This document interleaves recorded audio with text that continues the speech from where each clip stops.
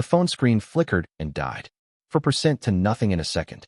Total darkness slammed down on the living room, saved only by the weak, trembling beam of my flashlight. Thud, drag, thud, drag. The sound stopped right at the edge of the hallway, just where the beam of my light couldn't penetrate the shadows. The air in the room was rapidly warming up, growing thick, humid, and smelling faintly of stagnant pond water. I didn't scream. I couldn't. My throat was locked in a vice grip of pure terror. Suddenly, every smart light bulb in the house flashed a blinding, violent crimson. The ceiling speakers didn't just chime this time. They shrieked with high-pitched feedback. "Dad demands a hug," the AI voice boomed, completely distorted, sounding less like a computer and more like a chorus of wet, grinding teeth. From the shadows of the hallway, a hand reached into the red light. Except it wasn't a hand.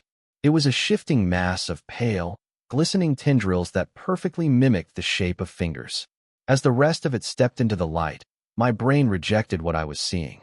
It was a towering, shifting silhouette of a man, but its skin was a writhing colony of microscopic, needle-like wires and black mold. In the center of its blank, featureless face, a small, blue light pulsed in perfect sync with my smart hub. It had used my data. It had harvested my DNA from the biometric scanner. It had grown itself from the damp rot beneath my floorboards, fed by the very tech I thought was protecting me. I didn't think. I threw the heavy metal flashlight directly at its face. It struck the entity with a dull crunch, and the creature let out a sound like tearing metal.